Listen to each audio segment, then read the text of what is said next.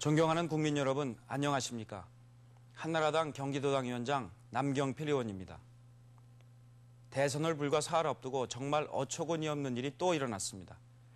사기꾼 김경준의 말에 올인했던 통합신당이 이번엔 공갈범들과 뒷거래를 시도했다는 것입니다. 그래놓고 무슨 역전의 빌미라도 잡은 듯이 부산합니다. 참으로 한심한 일입니다.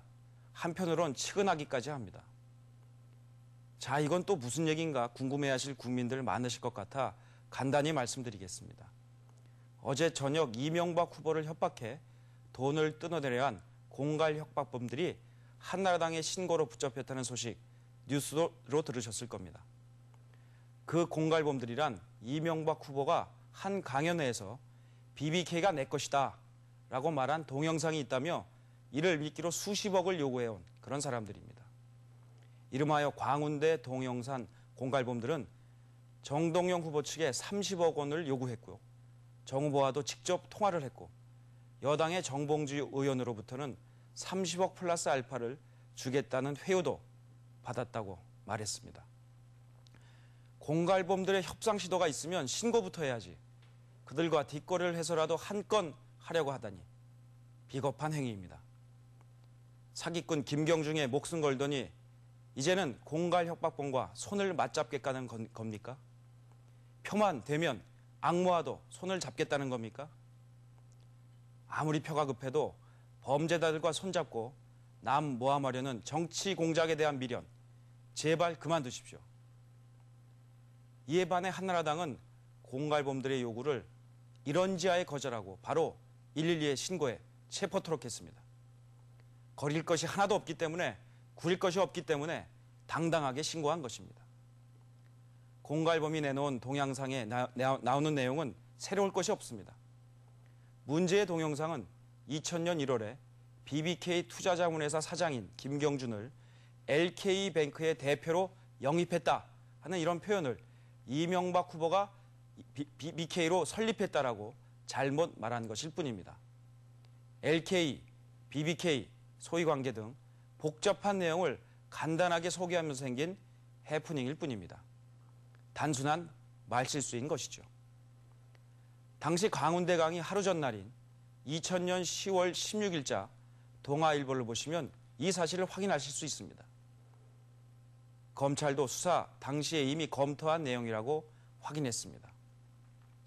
BBK 실소유주 논란은 이미 과학적 수사와 광범위한 계좌 추적으로 명백히 밝혀졌습니다. 그러니까 지금 통합신당은 단순한 말꼬리를 꼬투리 잡아서 소위 한방 터뜨리려고 물고 늘어지는 것입니다. 이명박 후보를 지지해 주시는 많은 국민 여러분, 새로울 것도 불안해하실 것도 없는 이미 다 끝난 얘기입니다. 게다가 어처구니 없게도 청와대까지 나서서 모든 수사가 종결된 사건을 재수사하라고 지시했습니다. 이건 청와대가 마지막 순간에 정권 연장의 속내를 드러낸 것입니다. 물론 국민 여러분이 이러한 소동에 전혀 흔들리지 않으실 것을 믿습니다. 요즘 저는 재래시장에서, 출퇴근길에서, 상점에서 많은 시민들을 만나고 있습니다. 그러면서 저는 확신하게 되었습니다. 이제 정권 교체의 날이 다가오고 있음을 확실히 느낄 수 있습니다. 이대로는 안 된다, 못 살겠다, 갈아보자, 이번엔 혼 좀 내줘야 해 라며 12월 19일을 손꼽아 기다리신 대다수 국민 여러분이 계시기 때문입니다. 이제 사흘 남았습니다. 저는 요즘 가슴이 설렙니다. 10년간 번번이 낙방하다가 오랜만에 시험 잘 보고 결과를 기다리는 고시생 심정이 이럴 겁니다. 지난 10년간 저희 한나라당은 변화하려고 무척이나 있었습니다. 많이 반성하고 많이 노력했습니다. 특히 지난번 대선에서 차떼기 했을 때 문 닫을 뻔했습니다. 그때 국민들로부터 정말 호되게 맞았습니다. 회초리도 많이 맞았습니다. 그러나 한나라당은 국민을 속이지 않았습니다. 우직하게 용서를 빌었습니다. 구차하게 변명하지 않았습니다. 반성하는 척 신용만 내지 않았습니다. 여의도 당사를 팔고 천안연수원을 국가에 헌납했습니다. 그리고 천막 당사에서 새롭게 출발했습니다. 믿음직한 맏아들처럼 알뜰한 조강지처처럼 지난 10년을 꾸준히 준비해 왔습니다. 이제 국민들의 선택을 겸허히 기다리고 있습니다. 꼭 합격시켜 주십시오. 한나라당 이명박 후보 대통령에 합격시켜 주시면 열심히 일할 것입니다. 올해로 제가 국회의원 된 지 꼭 10년째 됩니다. 그런데 국회의원 3번을 하면서도 단 하루도 여당을 해보지 못했습니다. 97년 대선에서 지고 나서 이듬해인 98년 보궐선거로 당선됐기 때문입니다. 그러니 제 마음이 얼마나 설레겠습니까? 10년 전 얘기를 조금 하겠습니다. 돌아가신 저의 아버님은 97년 대통령 선거 당시 한나라당 국회의원이셨습니다. 선친께서는 경기도 선거 책임자로서 이회창 당시 한나라당 후보를 당선시키기 위해 최선을 다하셨습니다. 결국 대선 패배 석 달 만에 저희 아버님은 돌아가셨습니다. 그해 7월 보궐선거에서 제가 당선이 돼서 아버님의 뒤를 잇게 됐습니다. 그리고 5년이 지난 2002년 대선에서는 아들인 제가 한나라당 대변인으로서 이회창 후보의 당선을 위해 혼신의 힘을 다했습니다. 그때 정말 후회 없이 일했습니다. 이렇듯 저희 집안과 이회창 후보님과는 2대에 걸친 각별한 인연이 있습니다. 최근까지도 명절 때면 세배를 드리러 찾아뵙곤 했습니다. 저희 아버님과 1살 차이시라 마치 아버님같이 어렵기도 하고 또 다정하기도 했습니다. 그만큼 그분에 대한 존경심도 큽니다. 그러나 이것만큼은 분명히 말씀드려야겠습니다.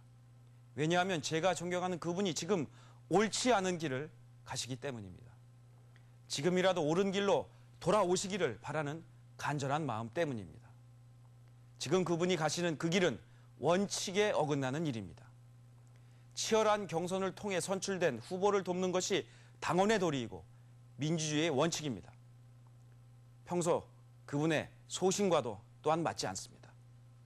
총선을 겨냥한 지역주의 정당을 만들겠다는 것은 그분이 그토록 없애려고 했던 망국적 지역주의로 돌아가자는 것입니다.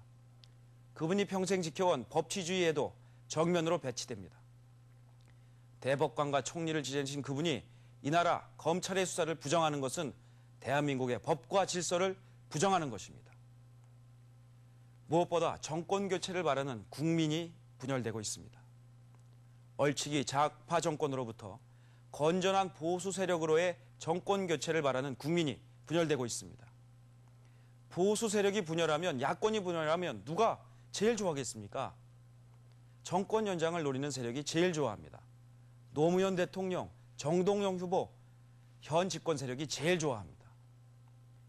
이회창을 찍으면 이회창이 된다는 그분의 요즘 말씀, 무척 귀에 익은 주장입니다. 이인재를 찍으면 이인재가 된다던 97년 이인재 씨의 주장과 똑같지 않습니까? 그때 이인재를 찍으니 이인재가 됐습니까? 아닙니다. 이인재 후보를 찍었더니 김대중 후보가 당선되지 않았습니까? 이회창 전 총재님, 혹시 이 방송을 보고 계시다면 정말 간절하게 호소드립니다. 지금이라도 한나라당으로 돌아오십시오. 총재님이 계실 곳은 총재님이 만들고 이끌고 몸담으셨던 한나라당입니다.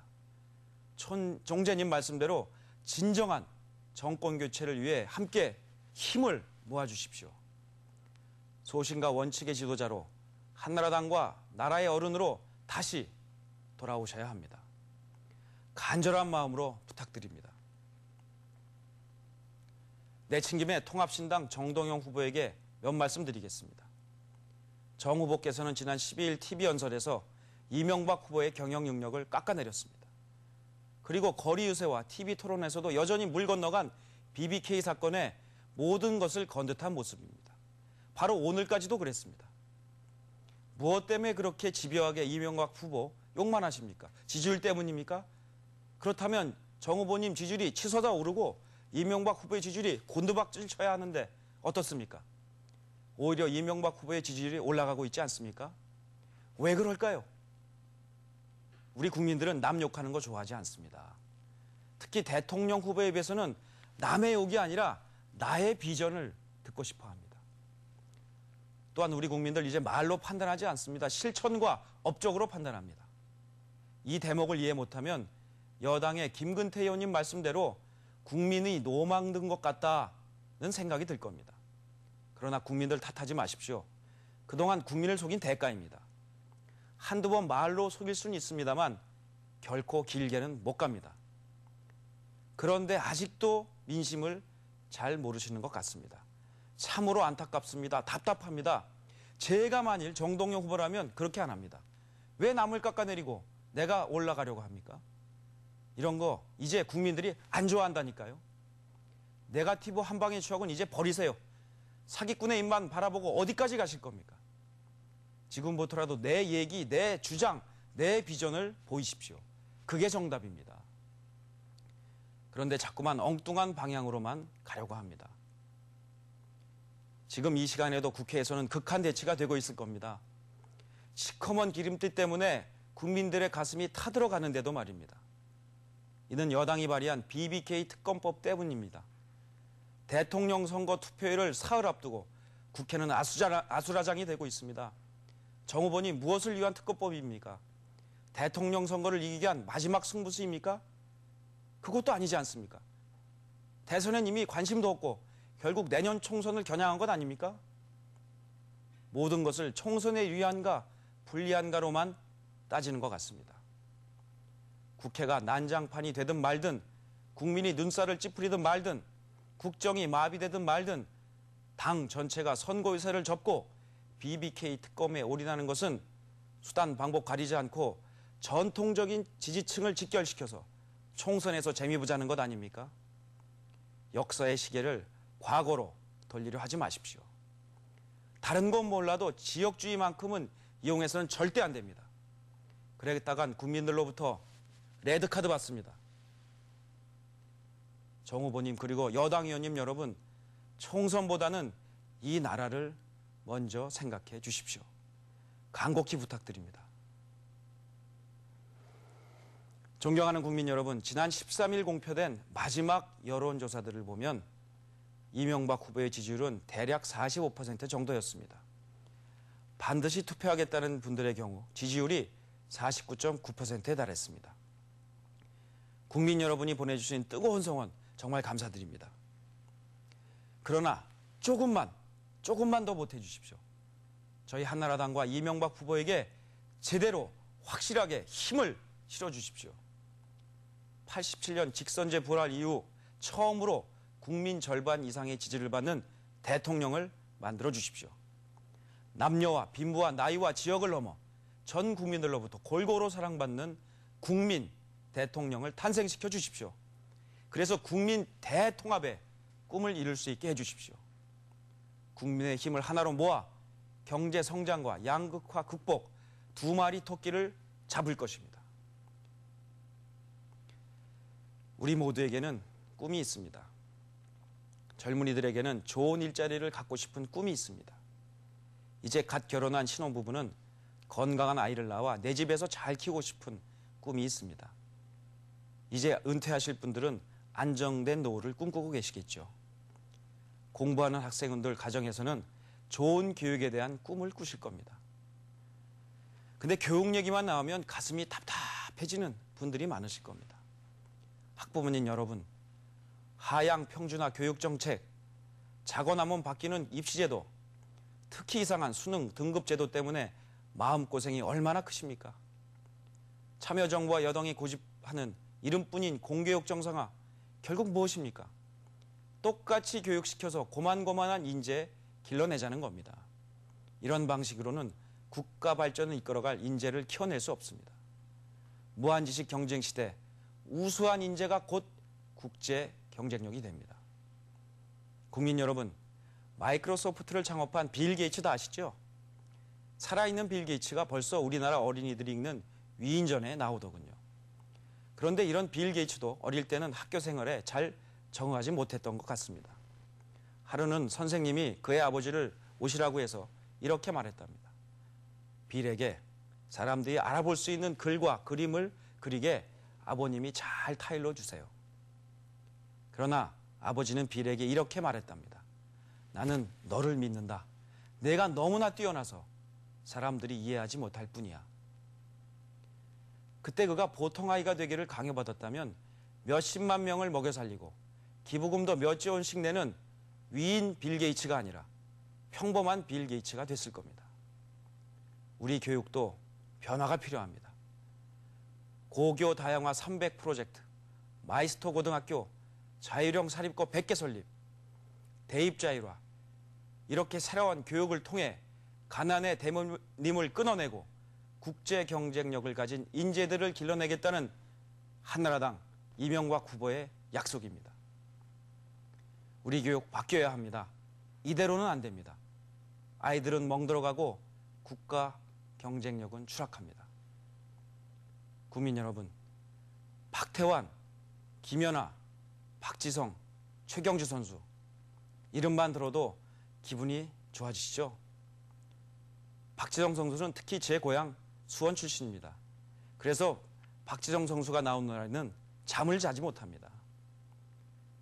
이 선수들은 눈물 나는 노력과 진취적인 도전 정신으로 세계적 스타가 된 정상의 선수들입니다. 잃어본 글로벌 스타들이 평준화 교육으로 길러진 인재들입니까? 아닙니다.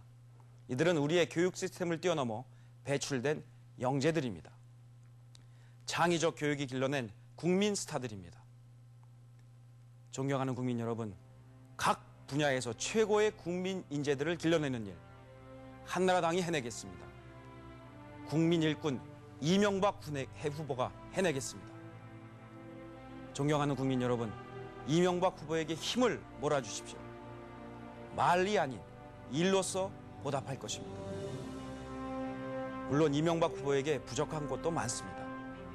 또한 순백색의 삶을 살아온 것만도 아닙니다. 그러나 삶의 현장에서 일만 하며 살아왔습니다. 연탄 장수가 연탄을 만들고 나르다 보면 얼굴에 검댕이도 묻고 손톱 밑에 때도 낍니다. 근데 어떤 연탄 장수는 얼굴도 말끔하고 손톱 밑도 깨끗합니다. 일은 안 하고 말로만 하고 남만 시키면 그렇습니다. 그러나 그 연탄집 오래 못 갑니다. 또 얼굴은 말끔한데 속이 시큼한 사람도 있습니다. 이명박 후보는 다릅니다. 일도 잘하고 마음도 깨끗하고 따뜻합니다. 얼굴에 검댕이 묻히고 손톱에 때 끼워가며 평생 모은 재산 거의 전부를 사회에 바치겠다는 마음, 아무나 가질 수 없습니다. 저 자신도 그럴 수 있을까 스스로에게 물어보았습니다. 결코 쉽지 않은 일입니다. 그리고 아시다시피 이명박 후보 일솜씨 하나는 대한민국 최고, 세계 최고입니다. 청계천 복원, 교통체제 개편은 이미 세계적으로 인정받았습니다. 세계가 서울을 배우러 몰려들고 있지 않습니까? 이제 사흘 남았습니다. 국민 여러분의 소중한 한 표 한 표 포기하지 마시고 기호 2번 이명박 후보에게 압도적인 지지를 보내주십시오. 한 번 맡겨주시면 신명나게 몸이 부서져라 잘할 겁니다. 여러분의 한 표 한 표가 온 국민을 하나로 만들고 자랑스러운 대한민국을 다시 일으켜 세우는 씨앗이 될 것입니다. 끝까지 함께해 주셔서 정말 감사합니다. 안녕히 주무십시오.